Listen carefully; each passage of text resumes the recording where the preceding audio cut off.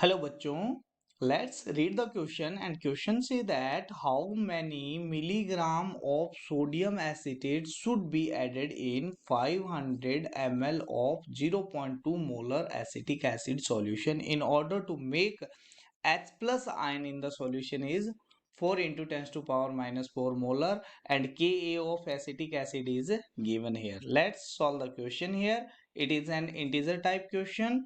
तो यहाँ पर सॉल्व करते हैं आपके पास में। तो सबसे पहले हमारे पास में क्या दिया गया है, एसिटिक एसिड। तो एसिटिक एसिड हमें पता है वीक एसिड होता है, तो ये आपके पास में क्या हो जाएगा, ब्रेकआउट हो जाएगा CH3COO माइनस आयन और H प्लस आयन। ठीक है, तो अब एसिटिक एसिड की कॉन्सेंट्रेशन कितनी दी गई है, 0.2 दी गई है। यहाँ पर ये इनिशियली 0 0 हो जाएगा, t is equal to 0 second के ऊपर। अब इसके अंदर हमने क्या दिया है, सोडियम एसिटेट डाल दिया है CH3COO Na।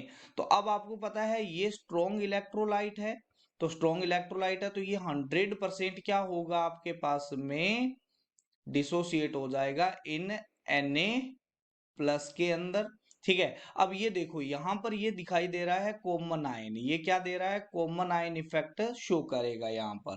ठीक है, तो यहाँ पर जैसे ही प्रोडक्ट साइड इसकी कंसंट्रेशन बढ़ेगी तो रिएक्शन है वो बैकवर्ड शिफ्ट हो जाएगी।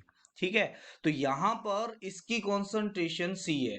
ठीक है, तो ये अगर आपके पास में डिसोसिएट हो रहा था -x में, तो अब यहाँ पर ये कितना हो जाएगा, C प्लस एक्स हो जाएगा, और यहाँ पर ये कितना हो जाएगा, x हो जाएगा। अब इस x की वैल्यू तो दी गई है कितनी आपके पास में, 4 इंटू 10⁻⁻⁴, बट ये x है वो इस c के कंपैरिजन में बहुत छोटा होगा, तो यहाँ पर ये इसके इक्वल आ जाएगा, c के इक्वल आ जाएगा। ठीक है, और ये भी आपके पास में x है वो बहुत छोटा है 0.2 के रिस्पेक्ट में, तो ये भी कितना आ जाएगा, 0.2 आ जाएगा। ठीक है, तो अब इसका अगर Ka की वैल्यू निकालना चाहो तो Ka का आ जाएगा आपके पास में H प्लस की कॉन्सेंट्रेशन इनटू में क्या आ जाएगा, एसिटेट आयन की कॉन्सेंट्रेशन अपॉन में क्या आ जाएगा आपके पास में, एसिटिक एसिड की कॉन्सेंट्रेशन। अब जो वैल्यू आपको पता है वो इसके अंदर पुट कर देते हैं यहाँ पर। ठीक है, तो Ka की वैल्यू कितनी है, 1.8 इंटू 10⁻⁻⁵, और यहाँ पर H प्लस की कॉन्सेंट्रेशन 4 इंटू 10⁻⁴, और ये कॉन्सेंट्रेशन हो जाएगी C। ठीक है, और डिवाइड में क्या आ जाएगा आपके पास में, इसकी कॉन्सेंट्रेशन हो जाएगी 0.2, तो यहाँ से C की वैल्यू आ जाएगी और वो आ जाएगी 9 इंटू 10⁻⁻3। इतनी कॉन्सेंट्रेशन आपको सोडियम एसिटेट की डालनी पड़ेगी। अब आपको मिलीग्राम में अमाउंट पूछी हुई है।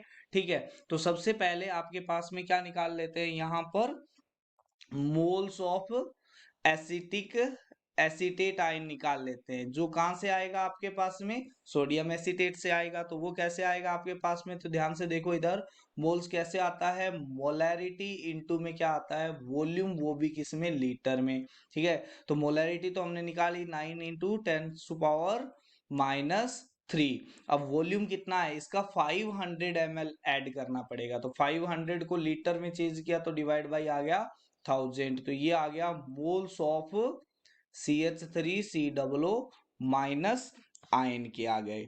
ठीक है, तो यहां पर आपके पास में मोल्स आ गए, और या फिर हम इसको ये भी बोल सकते हैं कि ये मोल्स किसके आ गए हैं आपके पास में, सोडियम एसिटेट के आ गए हैं। ये किसके आ गए हैं आपके पास में, सोडियम एसिटेट के मोल्स आ गए हैं, क्योंकि जो आयंस आएगा वो यहीं से आएगा। ठीक है, तो ये कितना हो जाएगा, ये हो जाएगा आपके पास में, ये गया 2 से, तो ये आएगा 9 इंटू 10⁻⁻3 डिवाइड बाई 2 के इक्वल आ गया।